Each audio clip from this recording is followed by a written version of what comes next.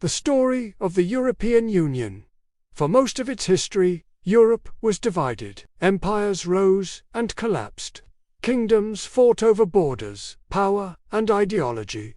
Wars were not the exception in Europe, they were the pattern. Generation after generation grew up knowing conflict as a normal part of life. The 20th century pushed this pattern to its breaking point. World War I left Europe wounded. World War II nearly destroyed it. Cities were reduced to rubble. Millions were dead. Entire societies were traumatized. When the war ended in 1945, Europe faced a painful question. How do you prevent this from ever happening again? Some leaders believed peace could no longer depend on treaties alone. It required something deeper, cooperation so strong that war would become unthinkable. From this idea, a bold experiment was born.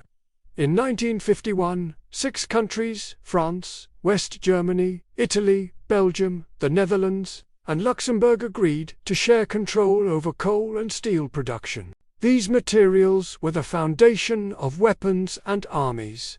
By managing them together, former enemies made a powerful statement. They would no longer prepare for war against each other. This agreement became the European Coal and Steel Community. It was a small step, but it worked. Trust slowly replaced fear. Cooperation created stability. And success encouraged ambition. In 1957, the same countries signed the Treaty of Rome, creating the European Economic Community. The goal was no longer just peace, but prosperity. Trade barriers were reduced. Economies became interconnected. People began to see benefits in everyday life. Over the decades, more nations joined. Countries that once stood on opposite sides of history chose partnership instead of rivalry. Borders became easier to cross. Students studied abroad. Workers found opportunities in other nations. Europe was changing.